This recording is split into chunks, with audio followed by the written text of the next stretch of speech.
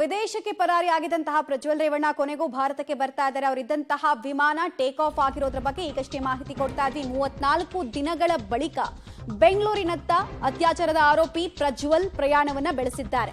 ಪ್ರಜ್ವಲ್ ಇದ್ದ ವಿಮಾನ take off ಆಗಿದೆ. ಹೋಗ್ಬೇಕಾದ್ರೆ 2 ಲಗೇಜ್ ಜೊತೆಗೆ ಹೋಗಿದ್ರು. ಆಮೇಲೆ ನಾರ್ಮಲ್ ಸಂಸದರಾಗಿ ಹೋಗಿದ್ರು. ಅವ್ರ ಮೇಲೆ ಯಾವುದೇ ಕೇಸ್ ಇರಲಿಲ್ಲ, ಯಾವುದೇ ಪ್ರಕರಣಗಳಲ್ಲಿ ಅವ್ರು ವಾಂಟೆಡ್ ಆಗಿರಲಿಲ್ಲ. ಈಗ ಬರಬೇಕಾದ್ರೆ 4 ಲಗೇಜು ಜೊತೆಗೆ 4 ಪ್ರಕರಣಗಳು ಅವ್ರ ಮೇಲಿದೆ. ಹೆಚ್ಚುವರಿ 50,000 ರೂಪಾಯಿಯನ್ನು ಎಕ್ಸ್ಟ್ರಾ ಪೇ ಮಾಡಿದ್ದಾರೆ. ಬಿಕಾಸ್ ಅದು ಎಕ್ಸೆಸ್ ವೆಯ್ಟು. ಲುಫ್ತಾನ್ಸಾ ಏರ್ಲೈನ್ಸ್ನ ಐಷಾರಾಮಿ ಬಿಸ್ನೆಸ್ ಕ್ಲಾಸ್ನ ಪ್ರಯಾಣವನ್ನು ಅವರು ಬೆಳೆಸಿದ್ದಾರೆ.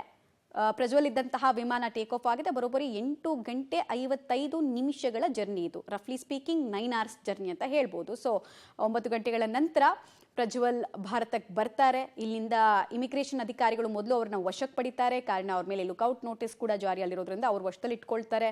ನಂತರ ಒಂದಷ್ಟು ಡಾಕ್ಯುಮೆಂಟೇಷನ್ ಮೂಲಕ SIT ಅಧಿಕಾರಿಗಳು ಅವ್ರನ್ನ ವಶಕ್ಕೆ ಪಡ್ಕೊಳ್ತಾರೆ. ಈ ಪ್ರಾಸೆಸ್ ಅಂದರೆ ಡಾಕ್ಯುಮೆಂಟೇಷನ್ ಆಗೋದೆ ಅವ್ರು 12:15 ಅಥವಾ 1 ಗಂಟೆಗೆ ಬಂದ್ರೂ ಡಾಕ್ಯುಮೆಂಟೇಷನ್ ಪ್ರಕ್ರಿಯೆ ಮುಗಿಯೋದೆ ಇಮಿಗ್ರೇಷನ್ ಅಧಿಕಾರಿಗಳು ಟು SIT ಅಧಿಕಾರಿಗಳು ಹಸ್ತಾಂತರ ಪ್ರಕ್ರಿಯೆ ಇದೆಯಲ್ಲ, ಅದೇ ಒಂದು 2-3 ಗಂಟೆ ಬೇಕಾಗುತ್ತೆ. ಸೊ ಒಂದು 2-3 ಗಂಟೆಗಳ ನಂತರ ಅವ್ರನ್ನ SIT ಅಧಿಕಾರಿಗಳು CID ಕಚೇರಿಗೆ ಕರೆತರುವಂತಹ ಸಾಧ್ಯತೆ ಇದೆ. ಮತ್ತು ಈ ಕೇಸ್ನಲ್ಲಿ ನಾವು ಈ ಆರೋಪಿಯನ್ನ ಅರೆಸ್ಟ್ ಮಾಡಿದ್ದೀವಿ ಅಂತ ಕೂಡ ತೋರಿಸ್ಕೊಳ್ಬೇಕಾಗತ್ತೆ. ತದನಂತರ ಅವ್ರನ್ನ ಜಡ್ಜ್ ಮುಂದೆ ಹಾಜರುಪಡಿಸೋದು ಮತ್ತೆ ಅವ್ರನ್ನ ಮೆಡಿಕಲ್ಗೆ ಒಳಪಡಿಸೋದು ಎಲ್ಲ ಪ್ರಕ್ರಿಯೆಗಳು ಕೂಡ ಆಗುತ್ತೆ. ನಾಳೆ ಡಿಸೈಡಿಂಗ್ ಡೇ, ರೈಟ್? ಡೀಟೇಲ್ಸ್ ಕೊಡ್ತಾರೆ ಮುರಳಿ. ಈಗ ಪ್ರಜ್ವಲ್ ಆಗಮನದಿಂದ ಇಡೀ ಪ್ರಕರಣಕ್ಕೆ ಇನ್ನೆಷ್ಟು ತಿರುವು, ಇನ್ನೆಷ್ಟು ವೇಗ ಎಕ್ಸ್ಪೆಕ್ಟ್ ಮಾಡಬಹುದು ನಾವು? ಮಮತಾ, ಯಾಕಂದ್ರೆ ಪ್ರಮುಖವಾಗಿ ಈಗಾಗಲೇ 3 ಅತ್ಯಾಚಾರ ಪ್ರಕರಣಕ್ಕೆ ಸಂಬಂಧಪಟ್ಟಂತೆ SIT ಅಧಿಕಾರಿಗಳು ಆ ಪ್ರಕ್ರಿಯೆಗಳು ಅಂದ್ರೆ ಸಂತ್ರಸ್ತೆಯ ಕಡೆಯಿಂದ ಉಳ್ಕೊಂಡಿರುವಂತ ಪ್ರಕ್ರಿಯೆಗಳೇನಿತ್ತು, ಆಕೆಯ ಮೆಡಿಕಲ್ ಟೆಸ್ಟ್ ಇರ್ಬೋದು, ಅದಾದ ನಂತರ ಸ್ಥಳ ಮಾಜರ್ ಇರ್ಬೋದು, ಜೊತೆಗೆ ಕೆಲವೊಂದು ಫೊರೆನ್ಸಿಕ್ ಲ್ಯಾಬ್ಗೆ ಕಳಿಸಿ ಮಾಹಿತಿಗಳನ್ನ ತೆರೆಸ್ಕೊಳ್ಳುವಂಥದ್ದಿರ್ಬೋದು, ಇದೆಲ್ಲ ಪ್ರಕ್ರಿಯೆಗಳನ್ನು ಕೂಡ SIT ಅಧಿಕಾರಿಗಳು ಮುಕ್ತಾಯಗೊಳಿಸಿದ್ದಾರೆ. ಇನ್ನು ಆರೋಪಿಯ ಭಾಗದಲ್ಲಿ ಇರುವಂತದ್ದು ಅಂದ್ರೆ ಆರೋಪಿಯನ್ನ ವಿಚಾರಣೆಗೆ ಒಳಪಡಿಸುವಂಥದ್ದು, ಅತ್ಯಾಚಾರದ ಆರೋಪಿಯಾಗಿರೋ ಹಿನ್ನೆಲೆಯಲ್ಲಿ ಆತನನ್ನ ಮೆಡಿಕಲ್ ಟೆಸ್ಟ್ಗೆ ಒಳಪಡಿಸಬೇಕು. ಜೊತೆಗೆ ಆ ವಿಡಿಯೋ ತುಣುಕುಗಳು ಪ್ರಮುಖವಾಗಿ ಪಾತ್ರ ವಹಿಸುವಂಥದ್ದು ಈ ಪ್ರಕರಣದಲ್ಲಿ. ಆ ವಿಡಿಯೋ ತುಣುಕುಗಳಿಗೆ ಸಂಬಂಧಪಟ್ಟಂತೆ ಆತನೇ ಇದ್ದಾನಾ ಇಲ್ವಾ ಅನ್ನೋದ್ರ ಬಗ್ಗೆ ಒಂದಷ್ಟು ಕನ್ಫರ್ಮೇಶನ್ ಅನ್ನ ಮಾಡ್ಕೊಳ್ಬೇಕು. ಯಾಕಂದ್ರೆ ಆ ವಿಡಿಯೋ ತುಣುಕುಗಳಲ್ಲಿ ಒಂದಷ್ಟು ಕಡೆ ಆತ ಮಾತನಾಡುವಂಥದ್ದು, ಆರೋಪಿ ಏನಿದ್ದಾರೆ ಆತ ಮಾತನಾಡುವಂತ ವಿಚಾರಗಳು ಕೂಡ ಇದಾವೆ. ಅಂದ್ರೆ ಒಂದಷ್ಟು ಹೇಳಿಕೆಗಳನ್ನ ಕೊಡುವಂಥದ್ದು, ಜೊತೆಗೆ ಸಂತ್ರಸ್ತೆ ಜೊತೆಲಿ ಮಾತನಾಡುವಂಥದ್ದು, ಇದೆಲ್ಲ ಕೂಡ ಇದಾವೆ.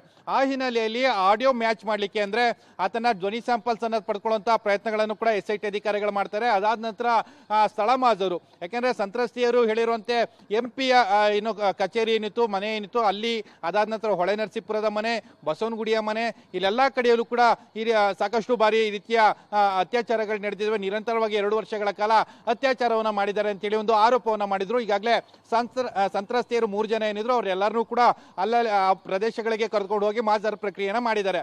ಆಗ ಆರೋಪಿಯನ್ನು ಕೂಡ ಅದೇ ರೀತಿಯಲ್ಲಿ ಮೆಡಿಕಲ್ ಟೆಸ್ಟ್ ಒಳಪಡಿಸುವಂಥದ್ದು, ಧ್ವನಿ ಸ್ಯಾಂಪಲ್ಸ್ ಅನ್ನ ಪಡ್ಕೊಳ್ಳುವಂಥದ್ದು, ಅದಾದ ನಂತರ ಸ್ಥಳ ಮಾಜರು ಅಂದ್ರೆ ಅತ್ಯಾಚಾರ ನಡೆದಂತ ಸ್ಥಳಗಳೇನಿತ್ತು ಅಲ್ಲಿಗೆಲ್ಲ ಕೂಡ ಕರ್ಕೊಂಡು ಹೋಗಿ ಸ್ಥಳ ಮಾಜರನ್ನ ಮಾಡುವಂತ ಪ್ರಕ್ರಿಯೆಯನ್ನ ಕೂಡ ಮಾಡ್ತಾನೆ ಅನ್ನೋದ್ರ ಬಗ್ಗೆ ಮಾಹಿತಿಗಳಿದಾವೆ.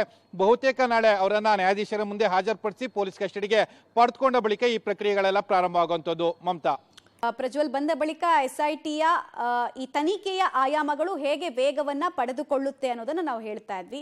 ಚಾರ್ಜ್ ಶೀಟ್ ಅನ್ನ ಒಂದು ಪ್ರಕರಣದಲ್ಲಿ ಮಾಡಬೇಕು ಅಂತ ಹೇಳಿದ್ರೆ ಆರೋಪಿತ ಸ್ಥಾನದಲ್ಲಿರುವಂತಹ ವ್ಯಕ್ತಿಯನ್ನ ಕೂಲಂಕುಷವಾಗಿ ಸಾಕ್ಷಿಗಳನ್ನ ಮುಂದೆ ಇಟ್ಟು ಆತನನ್ನ ವಿಚಾರಣೆಗೆ ಒಳಪಡಿಸೋದು ಕೂಡ ಪೊಲೀಸರಿಗೆ ಅತಿ ಮುಖ್ಯ ಆಗುತ್ತೆ. ಆಗ್ಲೇ ಚಾರ್ಜ್ ಶೀಟ್ ಫೈಲ್ ಮಾಡೋಕ್ಕಾಗತ್ತೆ, ಆಗ್ಲೇ ಅದ್ರಲ್ಲಿ ಅವರು ಕನ್ವಿಕ್ಟ್ ಆಗ್ತಾರಾ, ಅಕ್ವಿಕ್ಟ್ ಆಗ್ತಾರಾ, ಎಲ್ಲಾ ಡಿಸಿಷನ್ ಅನ್ನ ಕೋರ್ಟ್ ತೆಗೆದುಕೊಳ್ಳೋಕೆ ಸಾಧ್ಯ. ಸೊ ಪ್ರಜ್ವಲ್ ಬಂದ ಬಳಿಕ ಈ ಎಲ್ಲಾ ಪ್ರಕ್ರಿಯೆಗಳಿಗೂ ಕೂಡ ಬಹಳ ವೇಗ ಸಾಗುತ್ತೆ. ಇಷ್ಟು ಕುಂಟುತ್ತಾ ತೆವಳುತ್ತಾ ಸಾಕ್ತಾ ಇತ್ತು ಈ ಅತ್ಯಾಚಾರದ ಕೇಸು. ಯಾಕಂದ್ರೆ ಸೆನ್ಸೇಷನ್ ಕ್ರಿಯೇಟ್ ಮಾಡಿತ್ತು, ಆದ್ರೆ ಸಾಕ್ಷಿಗಳು ಹಾಗೂ ಆರೋಪಿತ ಸ್ಥಾನದಲ್ಲಿರುವಂತಹ ವ್ಯಕ್ತಿಯ ವಿಚಾರಣೆ ಆಗಿರಲಿಲ್ಲ. ಸೊ ಈಗ ಅದು ಬೇಗ ಪಡೆದುಕೊಳ್ಳುವಂತಹ ನಿರೀಕ್ಷೆ ಅಂತೂ ಇದ್ದೇ ಇದೆ. ಕುತೂಹಲ ಇದೆ, ಯಾವೆಲ್ಲ ವಿಚಾರಗಳು ಹೊರ ಬರುತ್ತೆ, ಇನ್ನೆಷ್ಟು ಕಂಪ್ಲೇಂಟ್ ಇವ್ರ ಮೇಲೆ ಆಗುತ್ತಾ, ಎಲ್ಲವೂ ಕೂಡ ಕುತೂಹಲ.